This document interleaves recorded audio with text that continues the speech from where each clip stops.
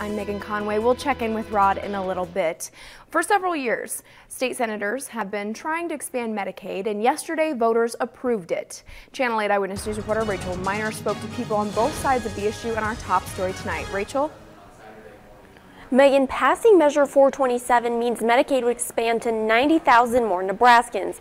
I spoke with the governor, who says he's concerned about the state's budget with the expansion, but supporters of 427 say there's no need to worry. Voters across Nebraska hit the polls Tuesday to decide on several issues, one of the biggest being whether or not to expand Medicaid. Initiative 427 would provide coverage to an additional 90,000 Nebraskans.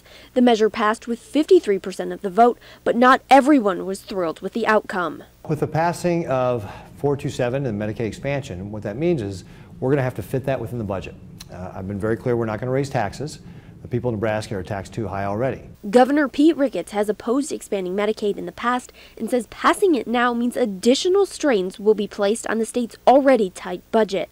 As much as 90% of the money needed to cover the additional Nebraskans would come from the federal government, but the state would have to fund the last 10%.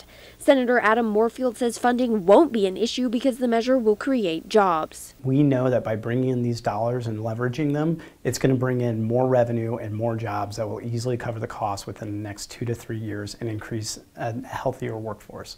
Senator Moorfield says the 33 other states that have expanded Medicaid coverage have saved money and have seen their economies grow as more jobs are created. Even with a growing economy, Governor Ricketts says in a few years, the expansion is projected to cost nearly $100 million and cuts will have to be made. That there's going to be less money for those other priorities like K through 12 education, higher education, property tax relief, and potentially even roads. The governor will release his budget in January, and he anticipates debate over where to make those cuts to pay for expanding Medicaid.